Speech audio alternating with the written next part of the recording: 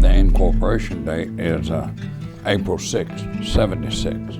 The day I started Qualico was the night I had left the other company. I sold a job that night, November 17, 1974. And when I go home and tell my wife that I had just quit a job, and we had we had 2 kids and she was pregnant, and a house payment and a car payment. And she said, "What we gonna do?" I said, "I'm gonna buckle up and get us some work. We're gonna go to work." So that started happening. Bingo.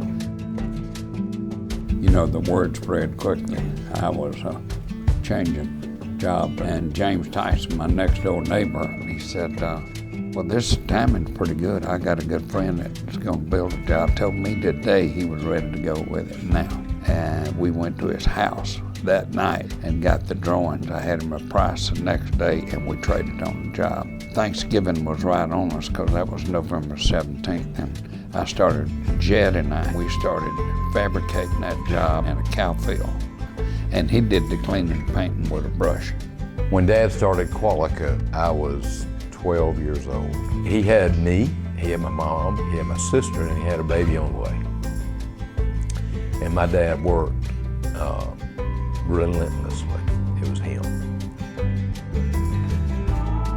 I was raised in Marbury, Alabama, halfway between Montgomery and Atlanta.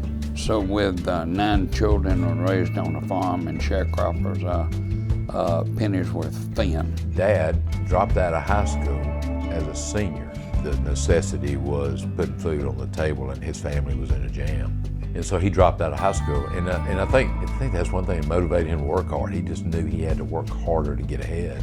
Wesley, my brother, he came by one afternoon and he said, "There's a new steel company opening in Montgomery, and I know the owner, and I can get you a job." I was 19 years old. By being from the farm and not wanting to go back there, I really dug in hard on the steel. And this guy that hired me picked up that I could be trained. And it was no time. He had me reading, drawing, building a piece at a time. I was learning how to be a steel fabricator. And I knew I was catching it. And then I go to a football game. The guy said, "Aren't you Edward Downs?" I said, "Yes, sir." He said, "I've just opened my steel business across the way from y'all." And he said, "I got a place for you." I mean, at a football game at halftime. He gave me a shot being a foreman over a bay. That was a 3.5-year run, and I went to announce that I'd had a new baby, which was Michelle. They said, "Well, I don't know how this is gonna fit with your new family, but we need you in Dothan, Alabama, Monday morning next week."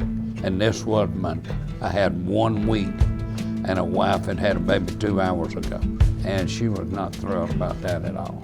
But we made it work, and that's the start of coming to Dothan. We bought a house, found a church, and started building our little lives. 3 kids. I had $10,065 in our savings the day I quit.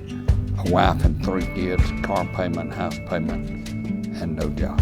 But God opened doors. So Dad sells a job, has enough money to get a truck and a grinder and a welder.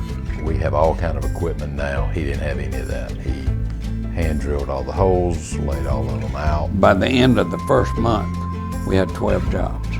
By the end of the first year, we had 21 people working. It got above 30 after about 2 years. You know, I go back to the Red Barn. The Red Barn was a huge move. He was working in the wide open. So when he got here and got that roof overhead, that was a big deal. And then we started expanding 1 bay at a time. And Webb became our home, and this is where Dad grew a business a step at a time. Marcus' brother, Jimmy Ward, he said, "Well, you've worked with people that talk about quality, and you said that they emphasized it, but they didn't actually follow through and perform the quality that you thought jobs ought to have." And he came up with Qualico. Through everything you do in the building and staying in business, you got to do what you say. And if you got a problem, you got to get on it and get it fixed. If he takes something, he's going to get it done. That is our mantra around here that he's helped us develop, is when something's got to get done, Somebody's got to take responsibility, and somebody's got to get it done. There's been an awful lot of good times, and just manna from heaven. 2 or 3 keys.